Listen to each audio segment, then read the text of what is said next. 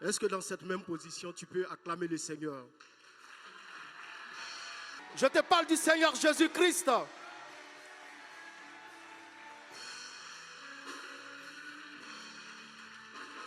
Tu n'as pas compris. Quand on acclame le Seigneur, on pousse des cris de joie, des cris de victoire. Je te parle de celui qui s'est laissé toucher pour toi. Alléluia. Alléluia.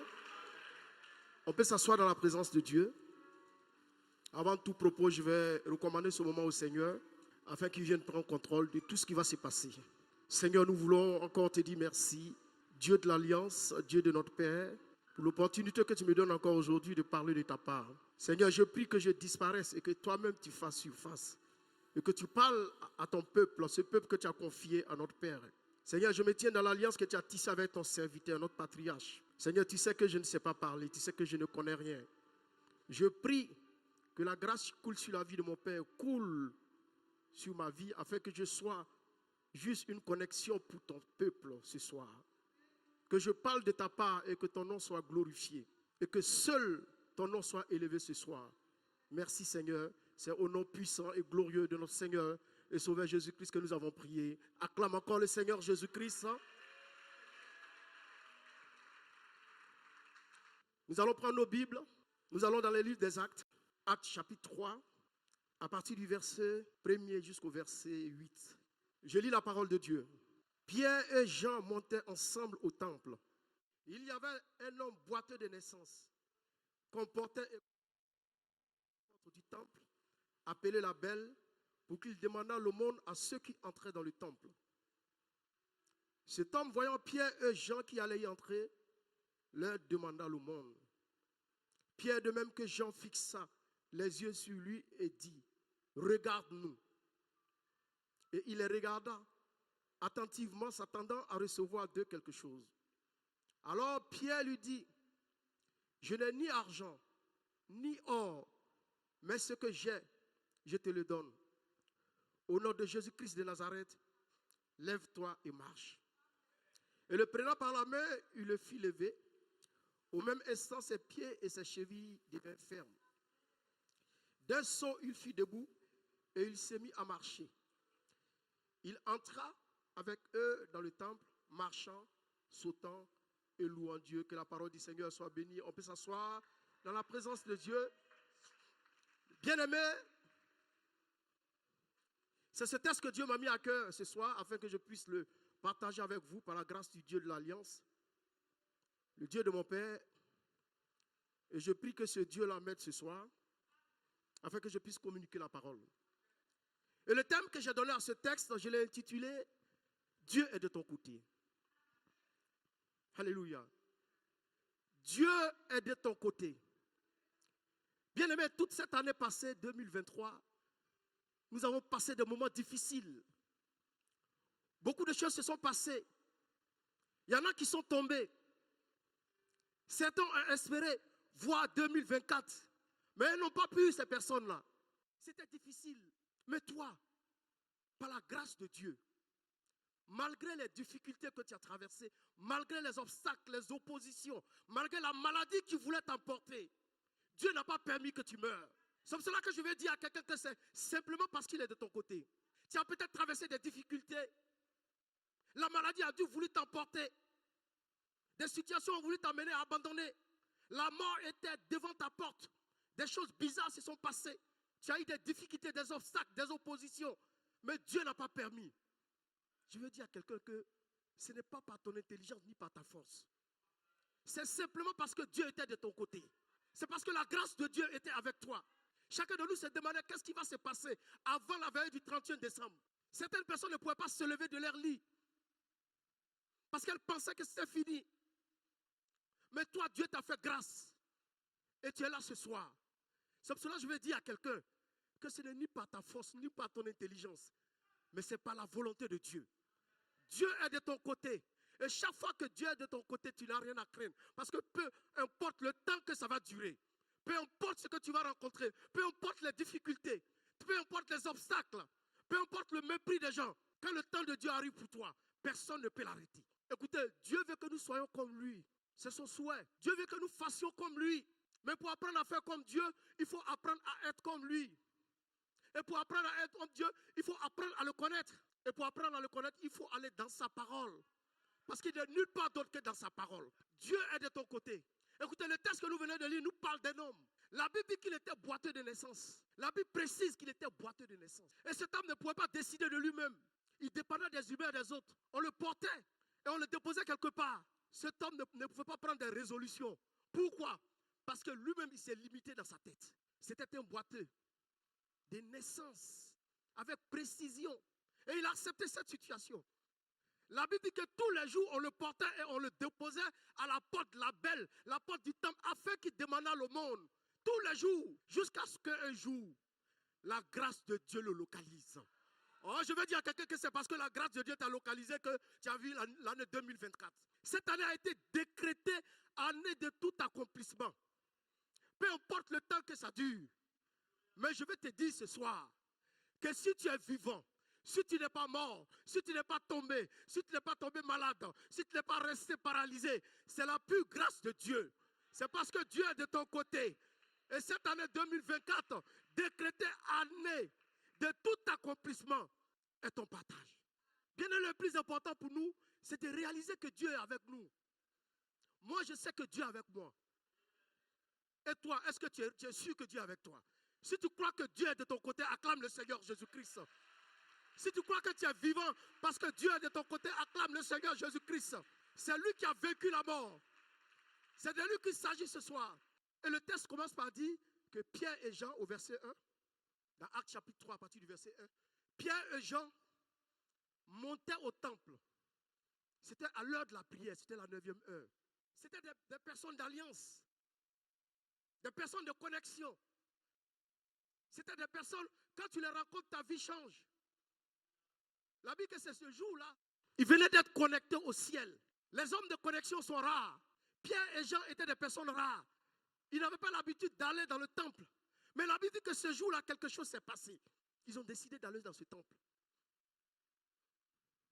Et le boiteux de naissance, comme d'habitude, c'est devenu une coutume pour lui de mendier. Il voit Pierre et Jean qui rentrent. La Bible dit d'abord qu'on le portait et on le déposait à la porte du temple. On le mettait dans une position stratégique pour qu'il puisse demander de l'argent. Quand les gens veulent t'assujettir, on te met dans une position stratégique où tu ne peux rien faire. Parce que toi-même, tu n'as pas le courage de t'élever. Vous savez, le boiteux spirituellement, c'est celui qui n'est pas constant dans la maison de Dieu. Celui qui a une relation pas trop intime avec son Dieu. Celui qui tombe, qui se relève, celui qui n'est pas constant, celui qui n'est pas équilibré. Mais je vais dire à quelqu'un, peu importe ce que tu as, peu importe ce que tu es, peu importe le fait que tu sois un boiteux, mais quand le temps de Dieu arrive pour toi, personne ne peut arrêter le temps de Dieu pour toi. Quand Dieu te localise, personne ne peut empêcher cela. Écoute, quand tu suscites de l'intérêt pour Dieu, Dieu te retrouve, quel que soit là où tu es. Quel que soit le trou dans lequel tu te trouves, quelle que soit la position dans laquelle tu te trouves. Quand tu suscites son intérêt, Dieu nous utilise. À la fin, c'est toujours pour sa gloire. Toutes les personnes que Dieu a utilisées dans la Bible, c'est pour lui sa gloire à la fin. Écoutez, notre vie est faite de rencontres. Et chaque rencontre que tu fais te change positivement ou négativement. Tout dépend de la rencontre que tu fais. Écoutez, dans le verset 2, quand j'ai lu le verset, j'ai compris qu'il y avait 4 types de rencontres dans ce verset. Et j'ai compris pourquoi le monsieur il a duré là. La Bible dit qu'il y en a qui le portaient et qui le déposaient quelque part. Il y a des personnes qui vont juste se porter et te déposer là où ils veulent que tu sois. Il y a des personnes qui vont te positionner là où les personnes veulent que tu sois positionné. Il y a des personnes qui te portent et qui te déposent à la porte du temple. Écoutez, qu'est-ce qu'il a coûté de faire entrer le monsieur dans le temple afin qu'il ait son miracle? Il y a une catégorie de personnes qui ne veut pas que tu réussisses.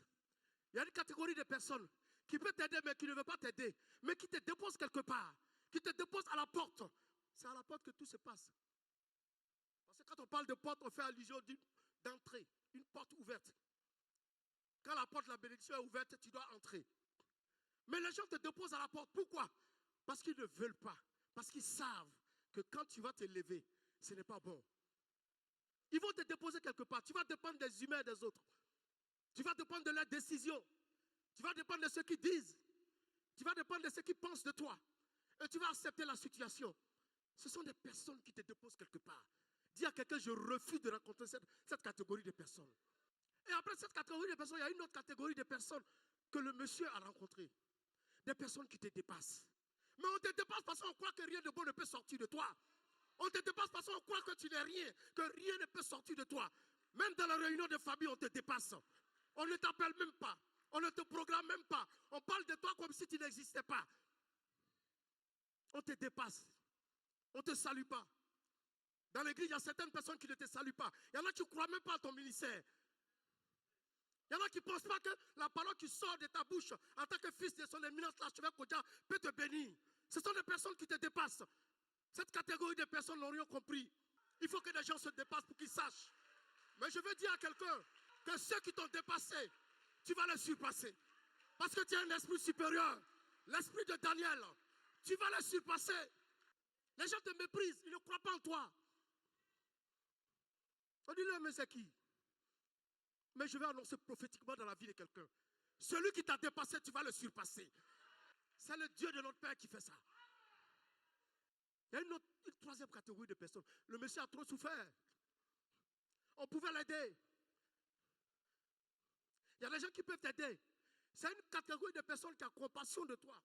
Elles te donnent ce qu'elles veulent pour te maintenir dans la petitesse. Elles savent ce que tu aimes pour te maintenir. Pour que tous les dimanches tu attendes pour prendre de l'argent avec eux. Il y a une catégorie de personnes qui ne veut même pas que tu avances. Au lieu de t'apprendre à pêcher comme papa nous le dit, il te donne toujours du poisson. Cette catégorie de personnes est plus dangereuse que les deux premières catégories de personnes. Les autres, au moins, ils te dépassent quelque part pour que tu te débrouilles. L'autre, il te dépasse parce qu'il n'a rien à voir avec toi. Mais celui qui va vers toi et puis il te donne les miettes, il est en train de t'assujettir. Les personnes qui te dépassent, les personnes qui te donnent les miettes, quand le temps de Dieu va arriver, c'est toi qui vas leur donner. Je dis, Dieu est de ton côté. Avec toute cette situation, Dieu était de son côté. Je ne sais pas ce que tu vis. Je ne sais pas ce que tu traverses. Je ne sais pas ce que tes parents ont dit par rapport au fait que tu as la même vie. Tu es peut-être d'une famille musulmane, on t'a insulté, on t'a brimé, mais tu es là quand même. Mais je veux dire à quelqu'un que le temps de Dieu est arrivé pour toi. Parce que 2024 a été décrété année de tout accomplissement. Tout va s'accomplir dans ta vie. Ils pensent que rien de bon ne peut sortir de toi. Est-ce qu'ils sont Dieu? Dis à quelqu'un, ils ne sont pas Dieu. Et Dieu n'est pas dans le système. Le système, c'est ce qu'on arrange. Souvent, quand on dit, je vais te systémer, je vais te mettre dans un mouvement et puis tu vas accepter. Dieu n'est pas dans le système. Dieu n'est pas dans le système. Mais je vais dire à quelqu'un que le Dieu que tu adores, le Dieu de notre Père, le Dieu de son éminence, le Dieu de l'archevêque Kodja, le Dieu de ce lieu, est le Dieu qui aime la majorité. Il est dans la majorité parce que dans la balance, tu pèses plus avec lui. Dans la balance, tu es plus fort que tes ennemis. Dans la balance, tu pèses plus. Dieu est de ton côté. Si tu es assis ici ce soir, c'est parce que Dieu est de ton côté. Il y a eu des situations difficiles. Là où les gens même se sont attaqués à la tête. Tout le monde a eu peur. Mais Dieu était de notre côté. Est-ce que tu peux acclamer le Dieu de l'Alliance? Est-ce que tu peux acclamer le Dieu de notre Père? Est-ce que tu peux acclamer le Dieu que nous servons? Il est réel.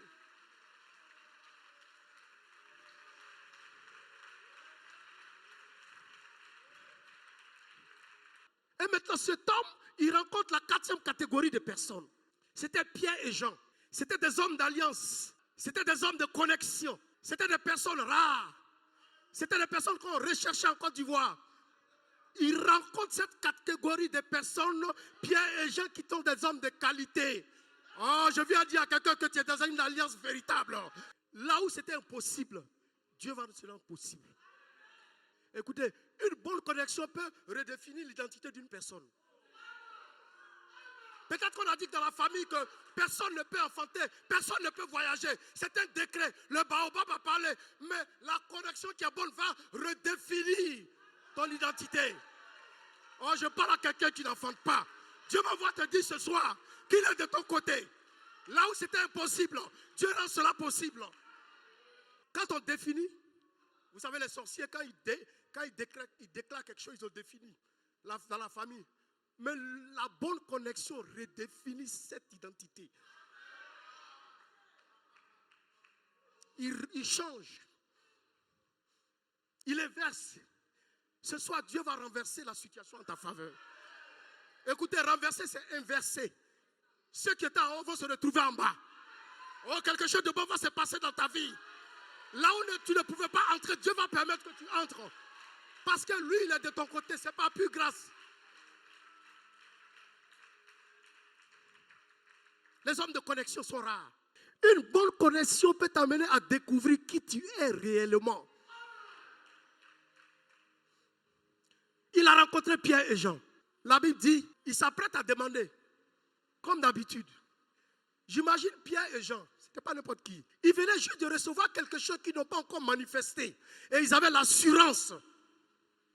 Je n'ai jamais vu ça. Ça n'avait jamais été manifesté. C'était la première fois. Mais ils avaient l'assurance. Pierre lui dit, nous savons ce que tu attends de nous. Nous n'avons ni or ni argent. Regarde-nous. Quand tu regardes, qu'est-ce que tu vois? Parce qu'entre regarder et voir, il y a la lecture. Comment tu lis ce que tu regardes? Quel est le discernement que tu as dans ce que tu regardes? Mais quand tu regardes, il y a une lecture que tu fais de ce que tu regardes. Maintenant, c'est cette lecture qui va t'amener à voir ce que tu veux voir.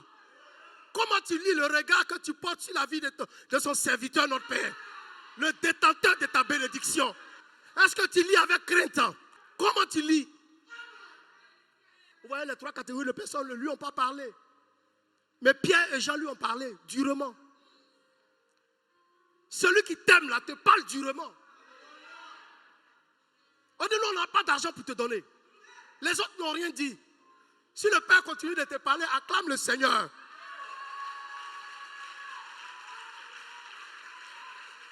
Écoute-moi très bien. S'il se trouve qu'il ne te parle plus, fais une bêtise pour qu'il te parle. Ça va au moins te rassurer que, au moins, tu es quelque part dans son cœur. Vous voyez que les trois catégories de personnes ne lui ont pas parlé. Les gens qui ne t'aiment pas ne vont même pas te parler. Ils ne vont même pas t'aider. Mais celui qui t'aime te parle. Papa dit, je traite durement ce que j'aime. Souvent, il te parle, toi-même tu es là, tu pleures. C'est parce qu'il t'aime. Pierre et Jean ont parlé à cet homme. On dit, mais la situation dans laquelle tu vis ne te ressemble pas. Lève-toi. Lève-toi. Écoute, c'est parce que Dieu est de son côté qu'il est resté jusqu'à maintenant. Les gens vont faire tout pour te mettre par terre.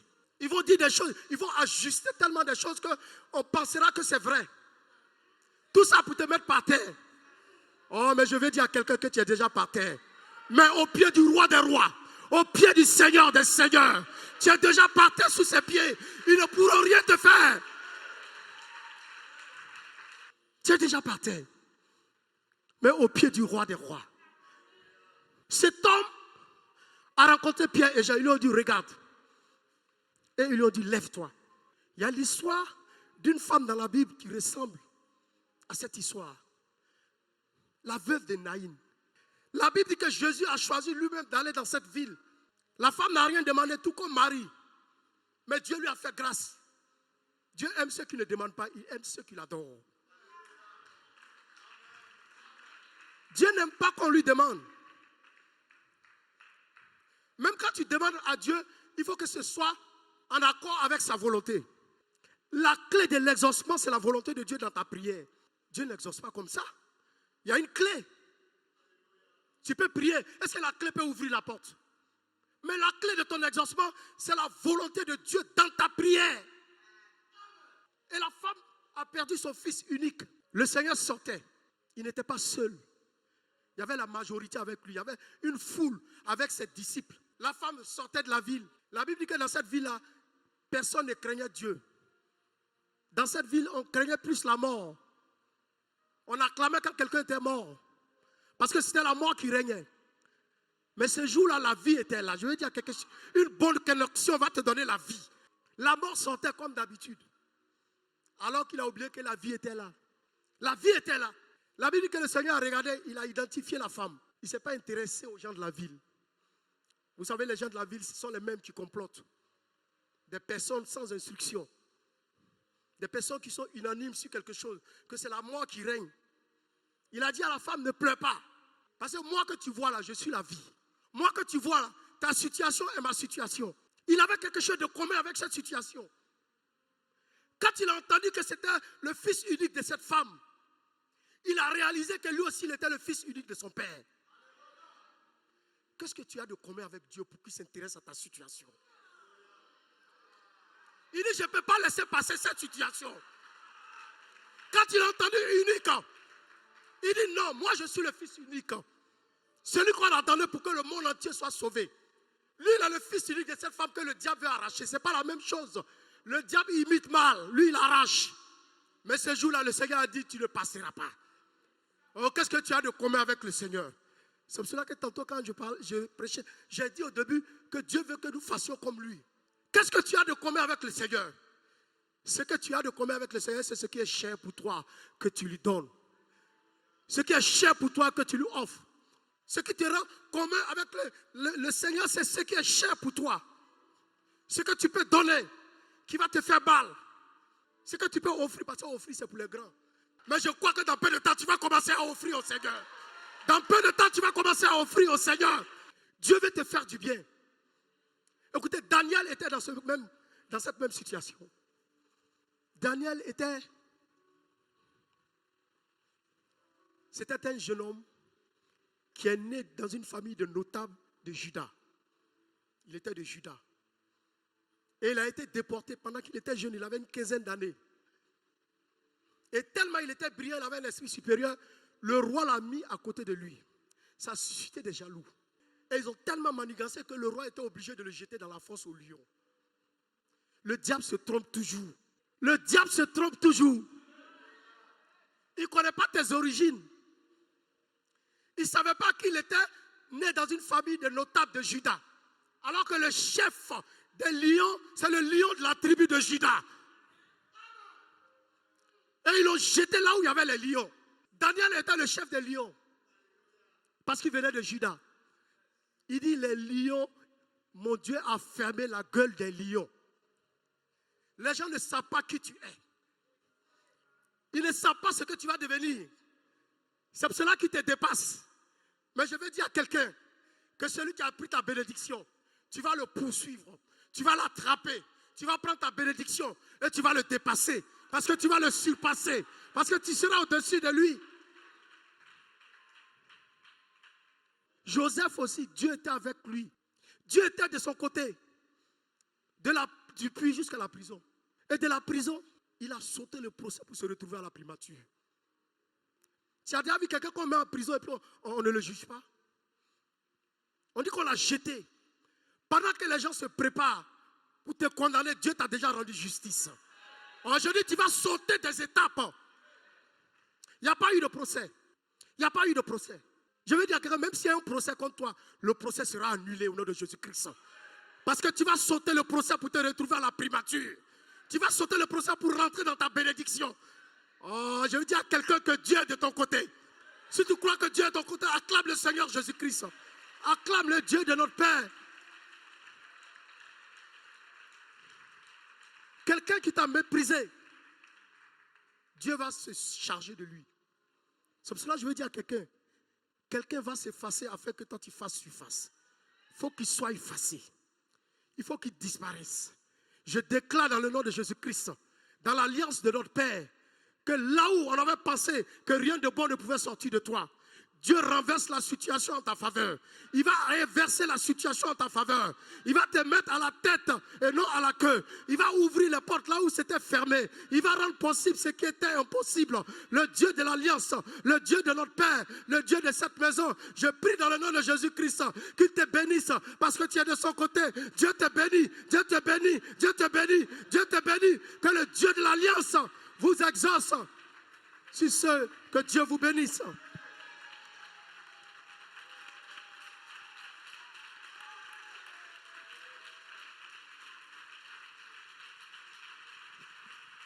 Si tu crois qu'il est réellement de ton côté, acclame encore plus fort.